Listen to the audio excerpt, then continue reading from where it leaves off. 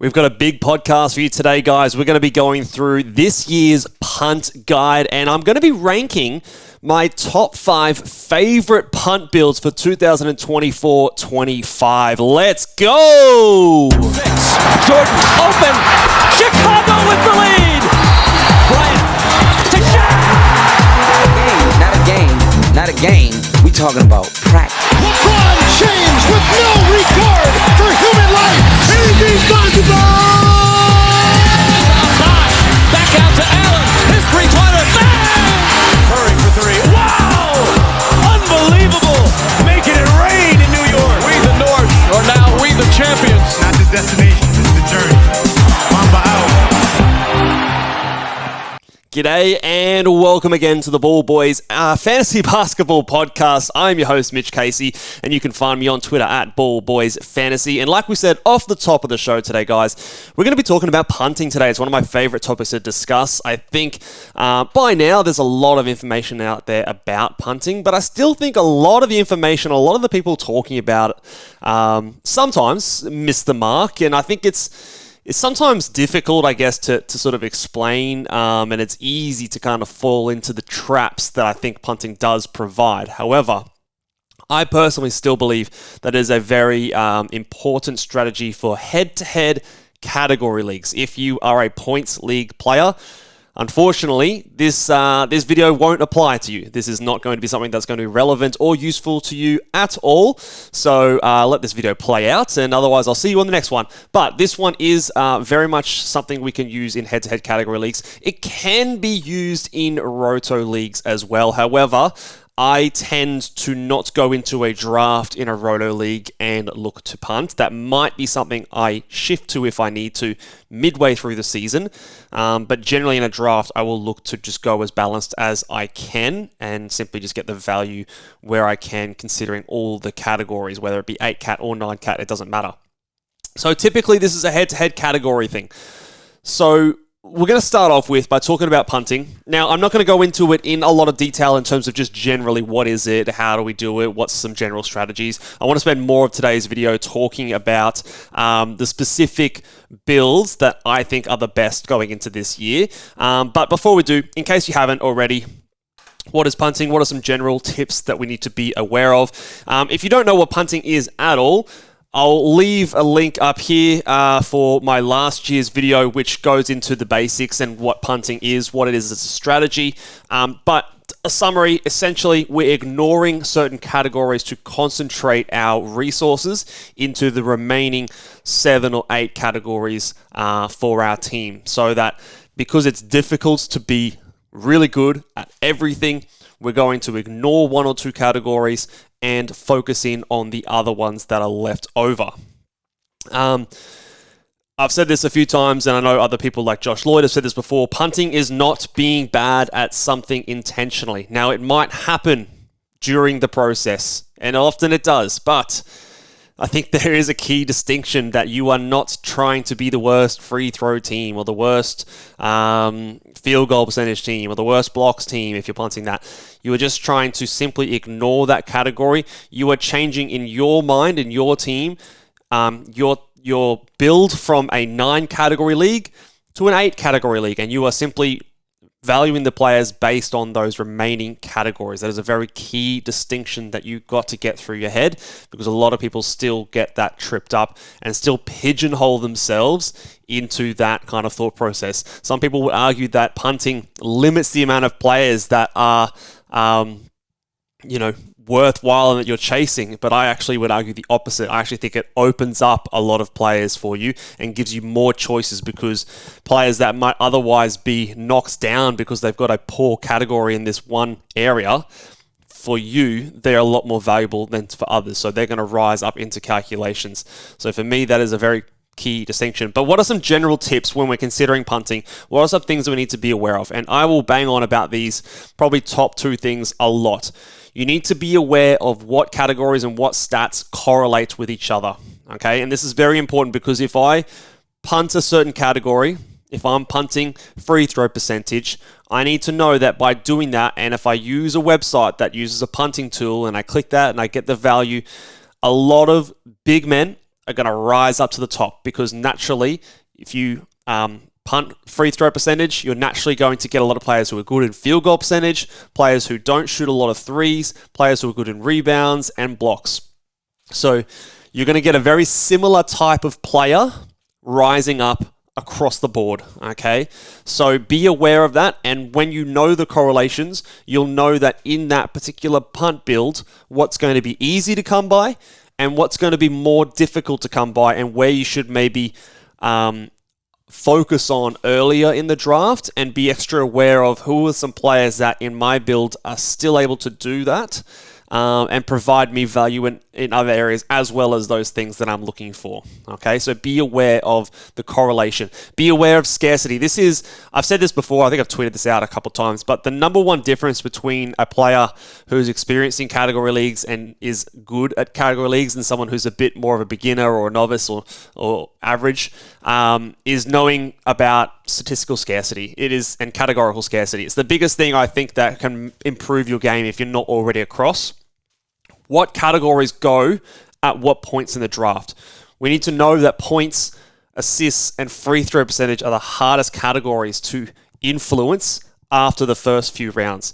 We need to know that threes are very easy to get in later rounds. We need to know that blocks are pretty readily available throughout the draft until it kind of falls off a cliff in the last several rounds. Similar with rebounds. They're kind of there for the first 9 or 10 rounds and then they kind of fall off a cliff at the end of the draft. Knowing these things will inform you on what type of player to draft when, so that your team is as balanced within your build, again, we say balanced, I'm going to use balanced in your 7 to 8 categories as you possibly can, and you don't have 4 extreme strengths, and you are unable to get back that 5th category that you should have maybe paid more attention to early on in the draft. And the last tip here is just when you are punting, know what the other players in your leagues are doing. Are you in a league where everybody's punting and someone's building a different team to you and everyone's got their own strengths and weaknesses? Are you in a league where everyone's a bit balanced? Are you competing with other players in your league with a similar type of build? And if so, what were their starting first 3 picks, and where are their strengths and what are your strengths comparatively to them? Can you maybe soft punt a category to make sure that if you come up against them in the playoffs, you're going to at least beat them in the category that you're quote-unquote punting, but maybe you won't punt it as hard. So there's a lot of different nuances. Remember, when we're playing fantasy basketball, we're versing our league mates. We are not versing the rankings. So you are making sure that you're going to beat the other people in your leagues, not just trying to make sure that you are the quote-unquote best or highest ranked team in the league. So you need to be paying attention to what others are doing, so that maybe it might also inform you, especially if you're on the turn, if you know that you're the guy behind you, if you're at pick 11, the guy at pick 12 is punting free throw percentage, and you're looking to target someone, you've got 2 guys in mind, one of them's a really good free throw percentage shooter and his value comes a lot from that, and one of them isn't, well then you could probably leave that free throw percentage guy second, because it's not as likely that that person behind you, if they're punting free throw percentage, is going to pick them up on the turn, and you get that other guy first, and you have potential to get both of those players. So knowing what your opponents are doing can also help you maximize value throughout the draft, which I think is very important. But let's go into my top 5. Now, I've ranked these. There's obviously some that I haven't selected, and we'll go through them at the end. But these categories are I think the best, and I've tried to rank them in order of my preference. Now, this doesn't mean that no matter what, I'm always going to do my number 1 punt build. It just means that if I had the choice, and usually this applies, say, if you're going to an auction draft. If I'm going to an auction draft and I have the choice of the board, my number 1 is probably what I'm going to lean into in terms of a build. But these, on their own merits, all are viable, but I do think that there are some weaker builds than others. So starting at number 5, I have punt threes as a strategy. I think this is a solid strategy. It is probably a less popular build, which I think is a positive, because a lot of people might not be doing something similar to you and maybe leaving a little bit of value for you to pick up. In this build, you could potentially pair it with something like a punt points strategy. They go good together. And it's something that's probably going to be less telegraphed to the rest of your league. So other people might not, when we said before, knowing what your other teams are doing, other teams might not be able to pick up exactly what you're doing first up and necessarily predict what players you're going to take. And therefore, they might let slip some guys that you might want in your draft position. It's also something that's going to very naturally increase your field goal percentage. So we talk about the correlation. You go down in threes, typically you're getting a lot more shots close to the rim. They're easier to make, so you're getting better field goal percentage. So that's something that naturally you're going to find pretty easy to be very good at. It also is a strategy that avoids probably my most disliked archetype, I guess, of player, which I'm calling the empty chuckers. Think about your players like I don't know, like a Tim Hardaway, like even to a lesser degree, Cam Thomas, because he actually doesn't hit that many threes. It's those players that come in, they shoot a lot of threes, they get some good value there, like a Seth Curry, for example. These types of players are not very valuable to you, so you avoid those when they don't provide much else. A Buddy Hield is another example. So it avoids those types of players that have limited value elsewhere, but are maybe elite in that one category, so they kind of go drafted just for that reason alone. You're not going to worry about that, thus being able to concentrate in other areas. So punt threes, I think, is a very, very solid build. We're going to talk about in these rankings also some considerations or some things you need to be aware of, basically when you're doing this strategy. And then we're also going to target some early round players which are good in these builds. When you're punting threes, you need to be considerate of making sure that you're not overvaluing bigs. So obviously, centers, forwards are the players that are less three ball dominant. They don't shoot as many threes. So you're going to, again, naturally see a lot of those players go up. But you're still going to need your guards. You're still going to need your wings to give you all the assists and steals and points that you might need. So don't overvalue the bigs. You'll get a lot of those guys later in the draft, especially. And it is one thing that is a bit of a negative on punt threes is that because threes are one of the easiest categories to stream, you're kind of putting yourself at a little bit of a disadvantage when it comes to streaming value on the waiver wire. So the value available to you in your team, if you're so far behind on threes anyway, is a little bit less compared to someone else who might be looking to stream that category as like a difference maker for them in certain matchups. So it's going to be harder for you to find players within your category that influence that category to the degree you need it to, compared to someone that might be just looking for a player to hit 4 threes on a particular day, because that's more easy to find in my experience. So that's one of the negatives to doing the punt threes strategy. And probably why it's not higher up on the list for me. And it's also something that, again, we're talking about punting and things like that. A lot of what determines what I punt will be what I can get early and what I can't. And if I can get threes later, just because I'm maybe a little bit behind in threes in the first couple of rounds, doesn't mean I'm automatically going into that that type of build, because I still want to give myself options. And by giving myself the option of getting a lot of threes late, that gives me a bit more flexibility, because you might see more value coming down the line in that particular category. The early round targets, I think, are as follows. Nikola Jokic, he also has another punt, which I think is a little bit better coming up. So you can punt threes with him. There is another build that I think is a bit better. Anthony Davis is on this list. Shai Gilgeous-Alexander is probably one of the best starting picks for a punt threes build, because you do get those really good percentages. You do get the assists, the steals that are elite, and he's just all around very good as a guard. The only limitation is the fact that he doesn't hit threes. So to me, I think he's probably the best starting pick in this type of a build. You've got Sabonis there, Scotty Barnes, Jalen Williams, and Evan Mobley, who are all kind of like second, third, maybe fourth, if you're lucky, round players who all benefit quite well in this type of build. So we're trying to look after the free throw percentage, especially because, again, a lot of the low or the bigs that don't shoot any threes are also poor free throw percentage shooters. If you miss your threes, you're probably not going to make your free throws.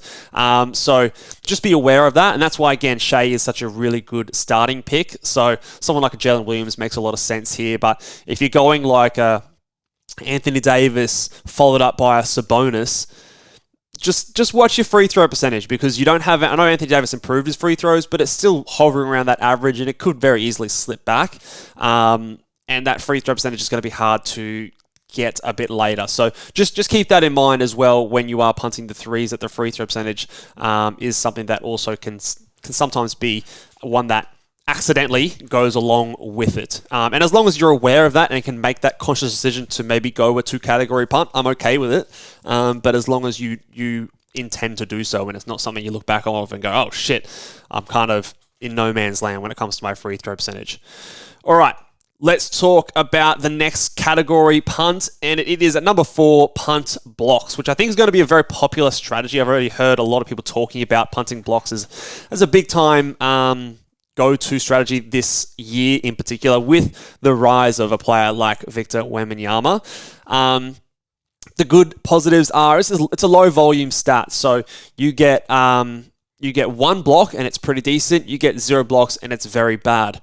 You get 2 blocks and it's incredible. So there's big differences between a player who blocks 1.5 shot and player who blocks 0.3. When in actual fact, that's not too many different blocks throughout the season. But so it is something that can fluctuate week to week. Some weeks you might have Wemby who blocks 30 shots, and the next week he might block 6. Okay, there's a massive difference, but that is all very, very possible. So it kind of just makes your week-to-week variability a little bit less in terms of the categories that you're trying to focus on.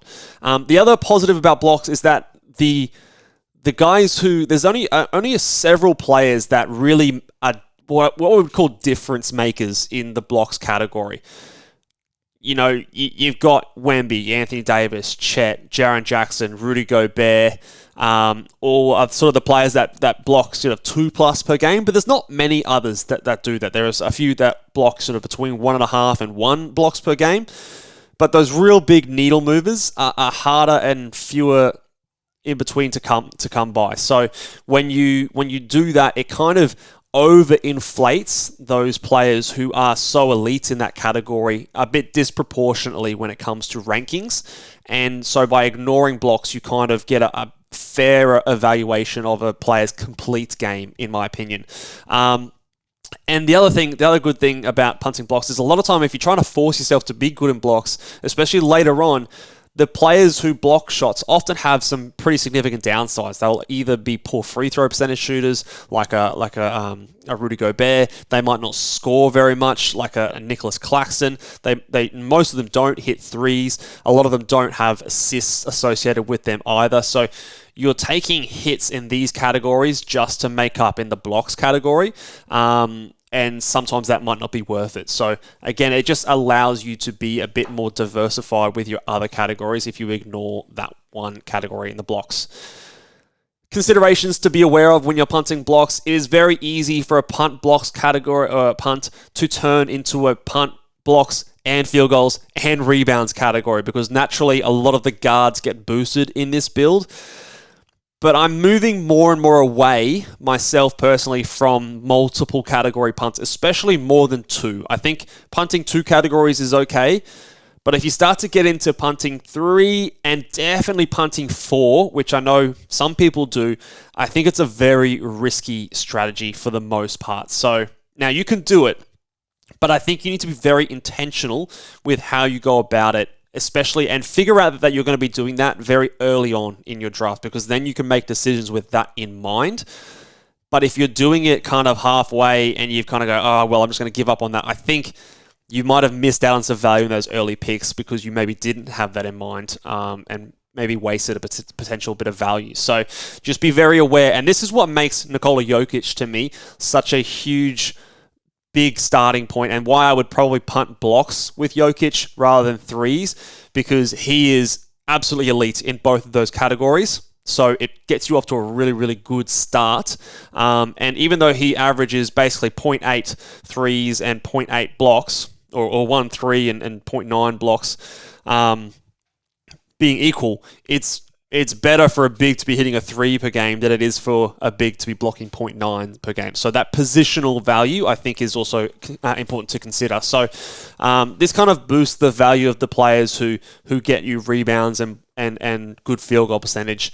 And maybe they're normally weighted down because they don't block shots. For you don't really care. So make sure of that one. The other negative or thing you can consider with blocks if you're punting is it might only take 1 or 2 players to change your team's value in that category. Like we said, there are some players that you can get late. Take a Mitchell Robinson, for example, who can turn your blocks around pretty quickly. A couple of years ago, Jaren Jackson Jr. was going very late in drafts because he was entering the season injured. Brook Lopez was the similar kind of deal. You can get these players late, and if you draft 1 or 2 of them, you could rise up in the standings in blocks very quickly.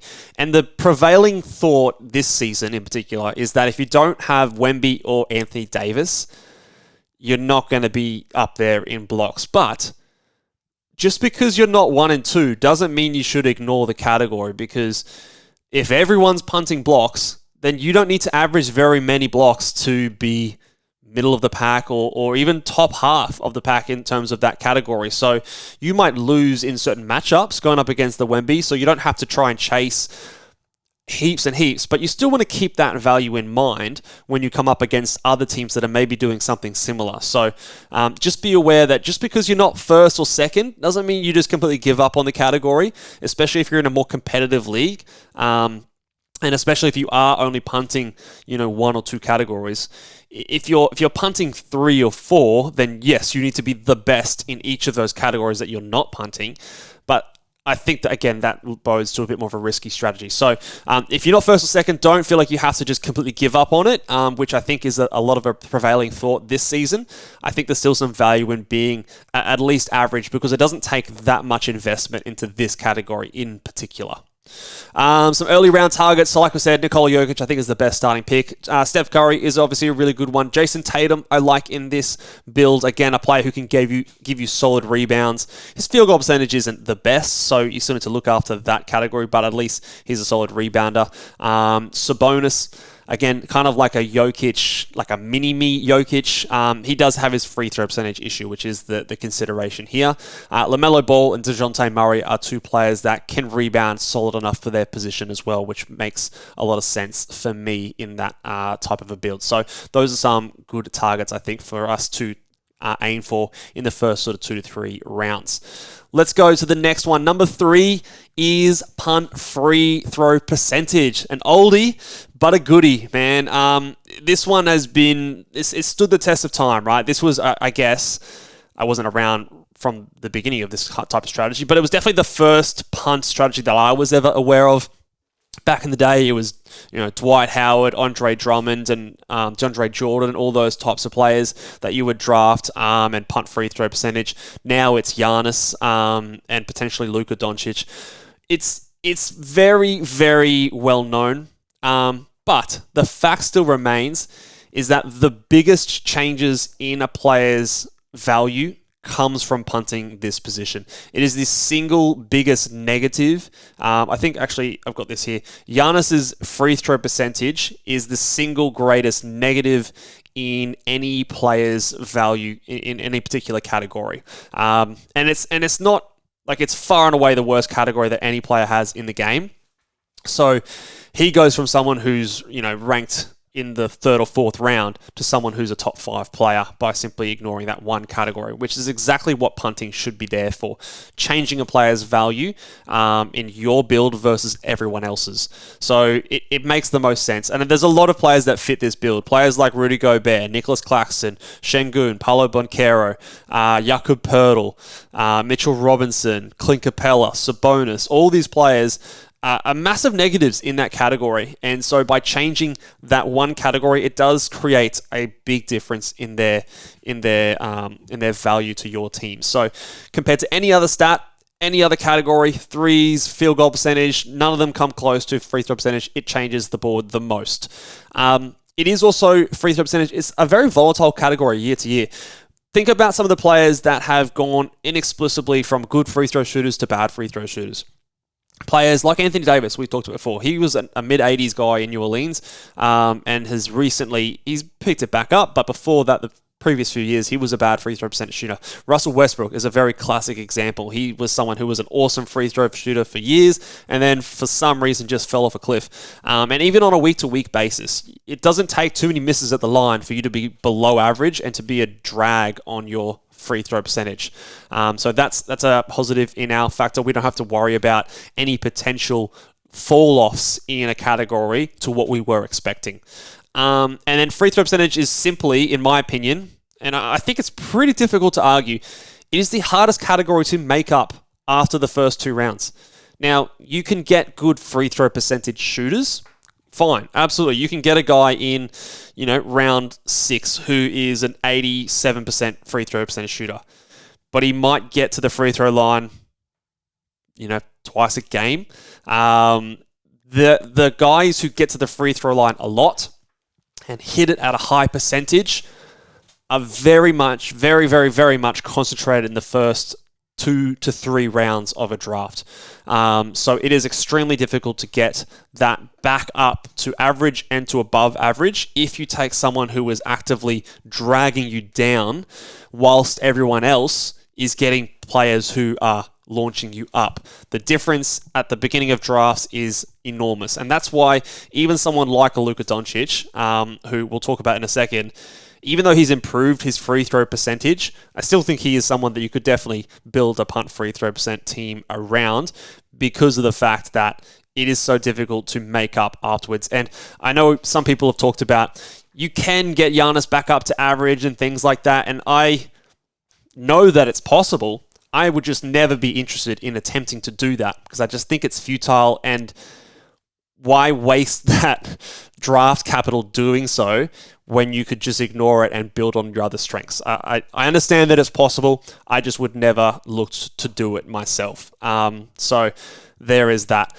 So that is the positive to punt free throws. Things we need to be considering. Again, it's kind of like what we talked about before with the threes, overvaluing bigs. And this one is probably the biggest one out of all of them because, again, the biggest change in value, we go into Basketball Monster, we punt the free throw percentage category and hit refresh on the rankings, and you'll see players like Giannis shoot to top 4. A player like Anthony Davis actually shoots up despite having good free throw percentage or at least average free throw percentage. You'll see players like Sabonis go top 10, Rudy Gobert's top 15, all these players shoot right up to the top of the board. Players like Claxton go right up there. So all these big guys you might perceive at being really, really good value, but you still need to build your team. Understand, we talked about categorical scarcity before.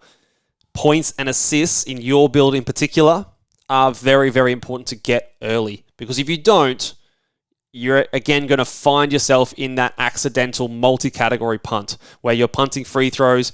A lot of time people punt threes as well, which it makes sense. But if you're punting free throw percentage, threes, and points and assists, you're in that category where you've got to win 5-4 every single week, and you've got very limited room for error. So I probably wouldn't ever recommend doing that.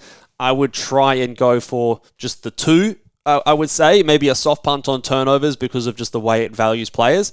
But punting threes, punting free throw percentage is where I'd probably do. But I'd usually try and save my points, try and save my assists. And if you're getting someone like Giannis, it's in your best interest to do so because he is good at those 2 categories. But it means even if someone like a De'Aaron Fox is quote-unquote ranked below someone like a Rudy Gobert, I would take Fox ahead of a Rudy Gobert because of what he provides to my team. And remember, you only need to be so good in field goal percentage. You only need to be so good in rebounds before it's just overkill.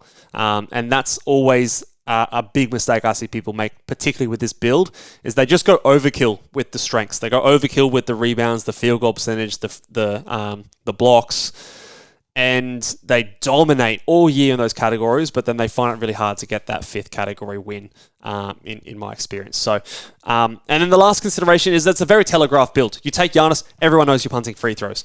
And so, again, it's not the biggest deal in the world, but it just might mean that if someone in front of you knows that you're looking for a certain type of player and they're umming and ahhing and maybe it's close to the turn or something like that, they might just be more likely to snipe your guy because they know that you're going to take them, and they might hope that another type of player that you're not interested in gets back to them. So it just means that they're a little bit, a bit of mind games in a draft room, that they might be able to do some things to really piss you off, which is never fun. Number 2, my second favorite punt build is... we're going to do some punt free throw targets. So early round, sorry, skip these ones. Early round, we're going to go Giannis, obviously. I think he's very classic, the guy that you're automatically punting free throws. I know you don't have to, but you kind of do. Luka Doncic is also still there, in my opinion. Sabonis, I don't have him on this list, but you can also do Anthony Davis, I think, as well. LeBron James, De'Aaron Fox, Zion Williamson, and old Alperen Sengun are all players that I would be trying to target in my first sort of 3 to 4 rounds as guys who I think benefit a lot in this type of a build and provide some good stats outside of the typical...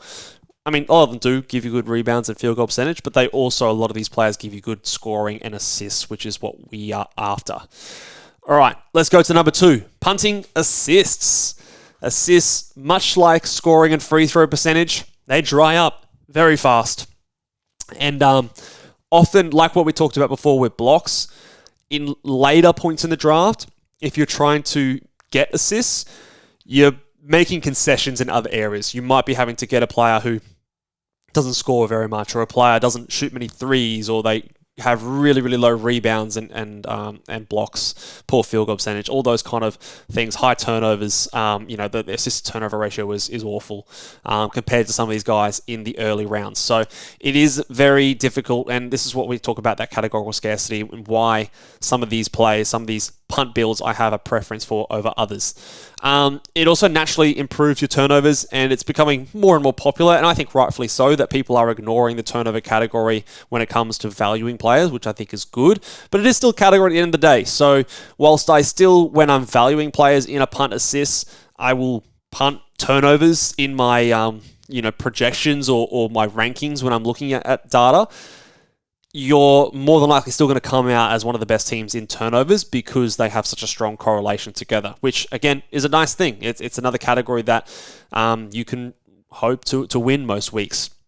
It also allows you to just concentrate, again, on other categories, particularly concentrating on really good scoring, which we know is hard to get later on, and really good percentages, in particular, good free throw percentage, especially early.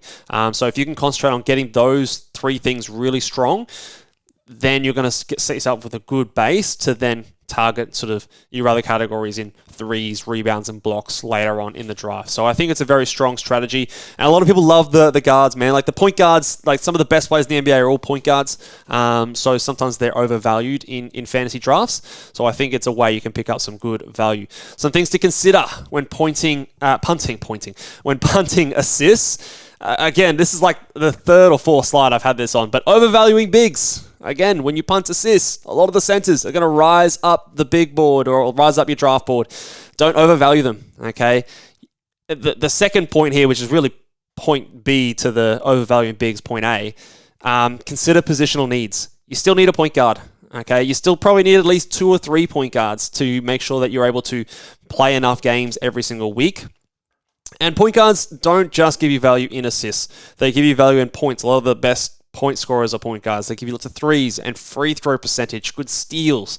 So just because you're punting assists doesn't mean you wait until round 13 to draft a point guard, because by that point, the guys who are at point guard eligible at round 13 are providing next to nothing for your team. So I actually prefer to go the opposite and get my point guard eligible player very early in a punt assist build, because I still want to have someone in that position providing me with value to my build and not just be a token player that I'm going to sit in there because I have to have a point guard. And usually, like I said, I want to have at least 2 or 3, so I, on the days where they're not playing, I can put the other guy in there. So I think it's very important to get those point guards and guards early and not just load up on bigs and find yourself wasting those positions later on in the draft. So when we talk about players to target in the early rounds for punt assist builds, you see there's a few guards here. So Anthony Davis is a solid one. Shai Gilgeous-Alexander even though I think he's going to be a better assist player this year with no Giddy there, I'd still be fine punting assists with him because the thing with Shea is he gives you excellent percentages. He scores a lot. The steals are really elite, and his value is not tied up in being a big assist player. Look, he gave you 6 assists, which again is a positive, but it's not the linchpin to his value. It's not Luka Doncic, it's not Jokic, where those guys are giving you sort of 9+ assists per game, and that's a big part of the reason they're as good as they are. The big reason that Shea's so good is he's such a good free throw percentage shooter at high volume. His steals were elite. He scores a lot, and he does it with good field goal percentage for a guard especially. So that's a good one. Similar to Donovan Mitchell, he is not there to give you assists. Now again, he is there to give you threes. He gives you great steals. He gives you great free throw percentage on high volume. He gives you good points scoring as well. He actually rebounds solid enough for a guard. 5 rebounds per game for a point guard eligible player is good.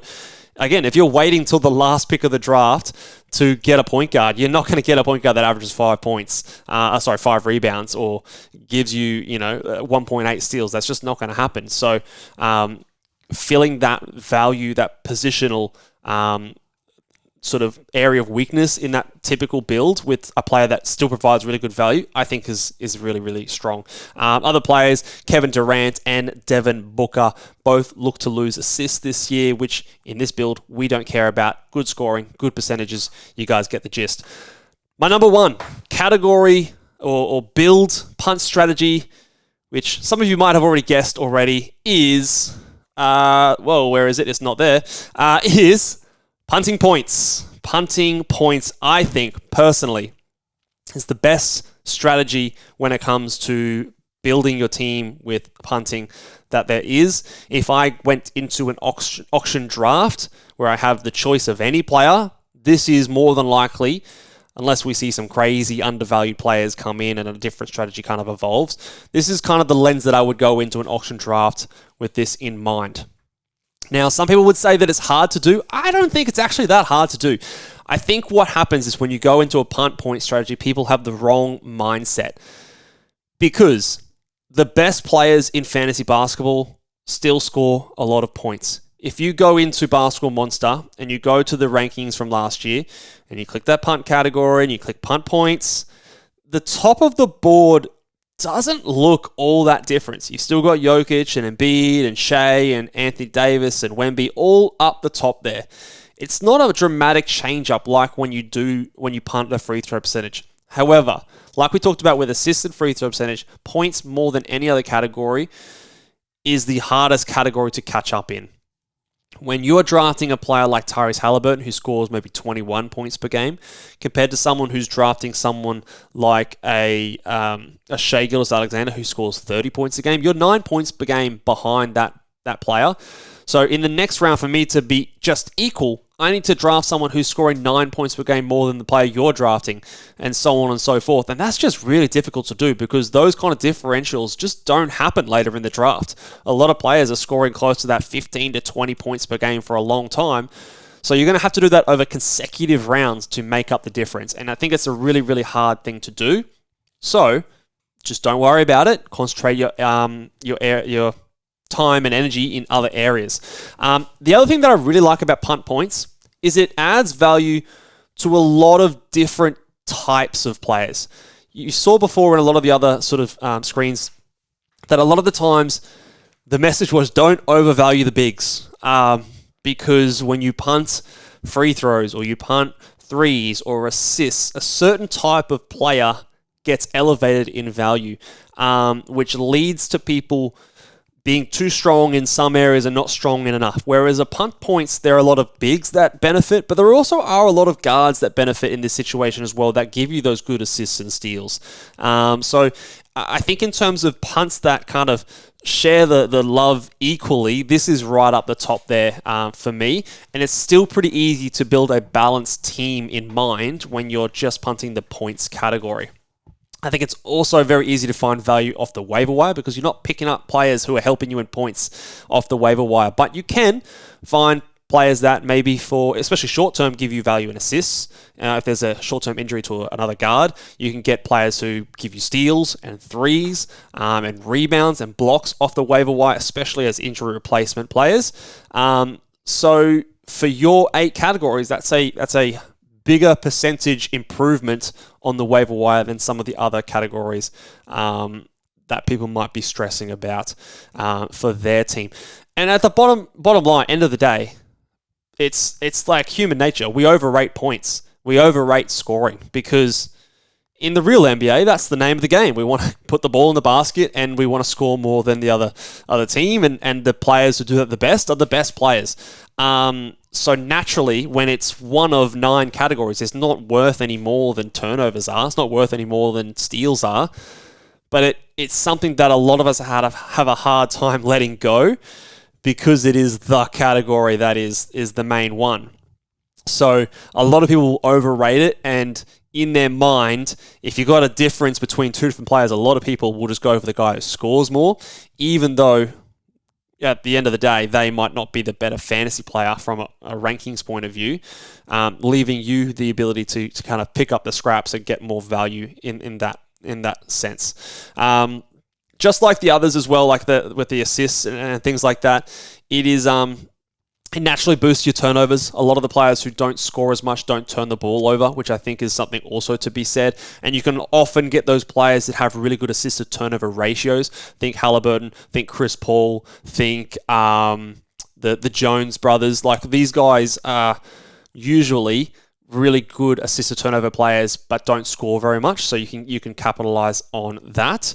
And a lot of them also naturally have high defensive stats. You know, all the guys that are not out there to score, but they're really good defenders are often very easy to get in that build. So it works very well in the categories you're looking for. The main negatives, or the things you need to consider when you are punting points, is the volatility in your percentages. So this is probably the biggest thing to be aware of, especially free throw percentage. Because again, later on, if you're getting a lot of big guys who don't score a lot, they still might be scoring at 65%.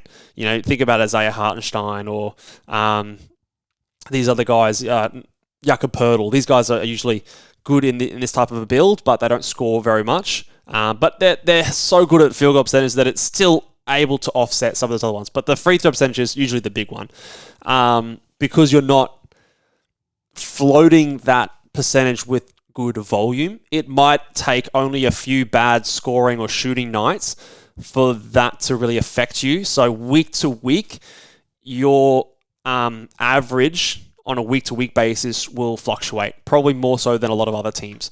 So you've just got to be aware of that. And that's why punting points with multiple other categories is a bit tricky. So I usually, in the past, I've punted points, threes, and free throw percentage. That's as far as I would go. And I do think even that's a bit risky. I think punting points and free throw percentage can be done, or punting points and threes can be done. I don't know if you want to combine all 3 because, again, you've got your fluctuations in field goal percentage that could be a little bit more prevalent because you don't have that volume to float the numbers. And the other thing is just more of a psychological thing. You don't have to draft poor scorers. You might even start the draft with someone who averages 27 points per game. And it seems sacrilegious to throw that out the window. But they all score well in the first round. It's not like people are drafting Alex Caruso in the first round and, you know, yeah, he's better in a punt points build, but you don't have to do that. So they're all going to score well, but it's the subsequent picks. Like, say you do get a Sabonis in the second round. He's not a bad scorer, but he's 18 points per game compared to Devin Booker, Kevin Durant, Trae Young, even LaMelo Ball, and all these other guys. Like, you're losing out 5 or 6 points per game, and in the following rounds, it's going to be harder to make that up. So don't feel like you have to exclusively draft poor scorers. You don't have to do that. You still want to float your percentages like we talked about. You still want to get those guys who hit threes if you don't want to throw that category away. You still want to get guys who are just good. You know, players who score points are good. They're going to do other things. So just mentally getting over that hurdle of I've got to get these players that don't score a lot and they're going to do other things, because it's not always mutually exclusive. So I think that is something to just wrap your head around, that just because you start off scoring well at the beginning of the draft doesn't mean that the punt points build is not there for you to go down. And then the early punt round targets for punt points. Tyrese Halliburton is my favorite way to start the draft in this kind of a format. But a couple of second rounders I also really love. James Harden, I think, is a perfect player for punt points. His free throw percentage is not as elite as it once was. It's still very good. And his elite assists are really nice. Good free throw percentage.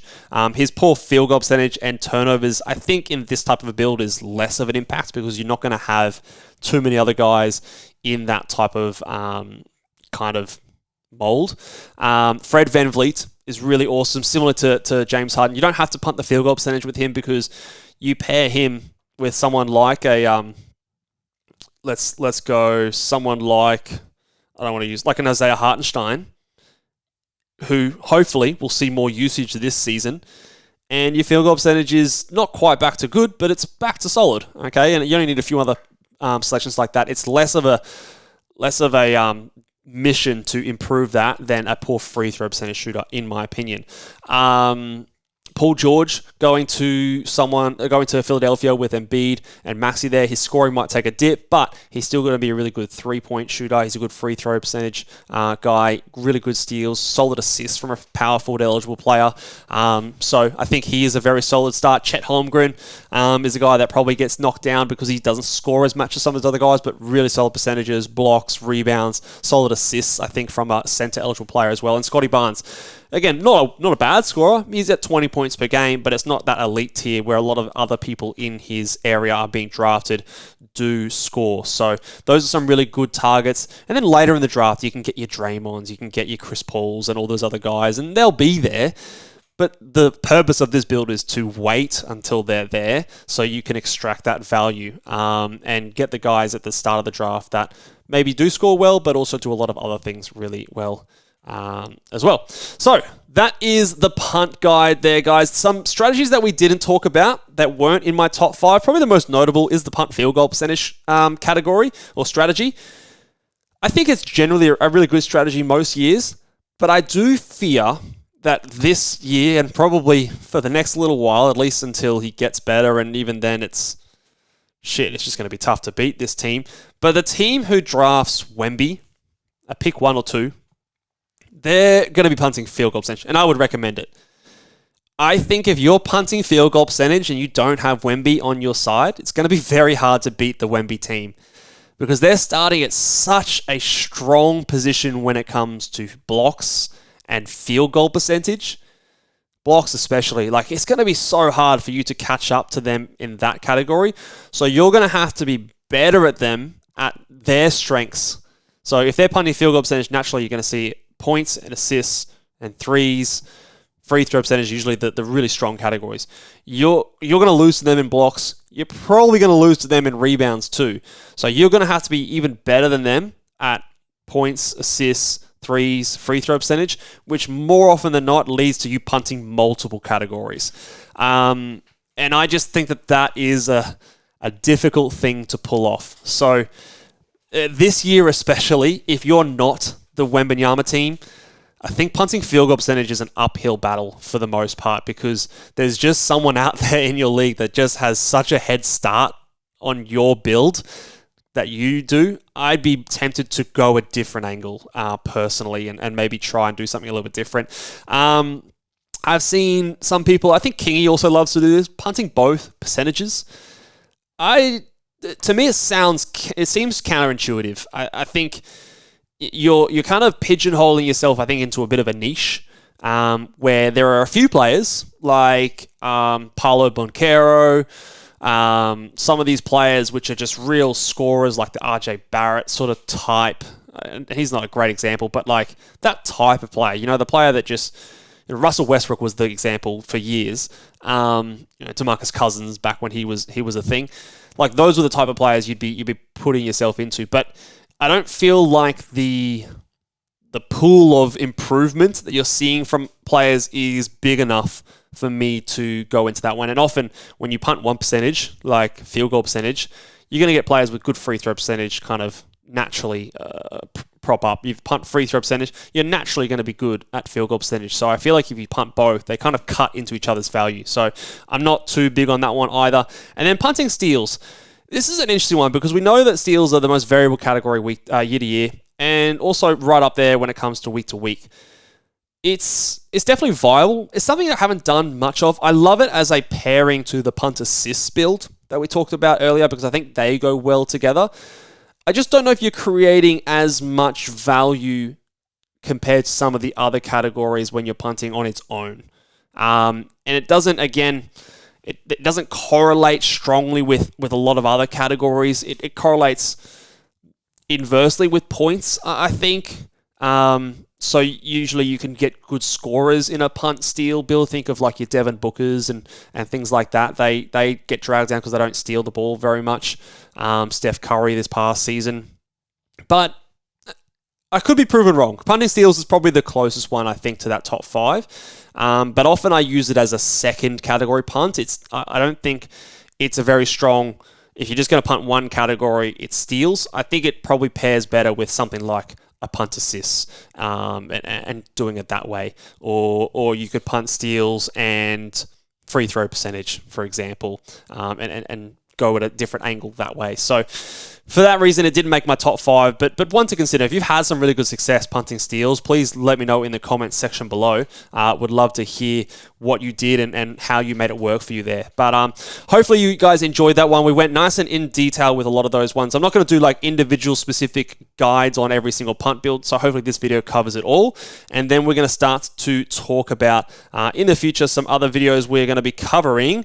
We're going to be doing a video on categorical scarcity. I want to dive into that, which I love doing. We're going to be also doing plenty of mock drafts in the future. And then after the next week or so, we're going to start to get into my thoughts on breakout players, regression players, first and second round pairings. We're going to do busts and sleepers, late round flyers, and all those good things. So make sure you do check out that one when they come out. Give this video a big thumbs up if you're over on YouTube. Give us a 5-star rating and review on Apple Podcasts and Spotify. And we'll see you guys in the next video and podcast. Catch you later. Bye.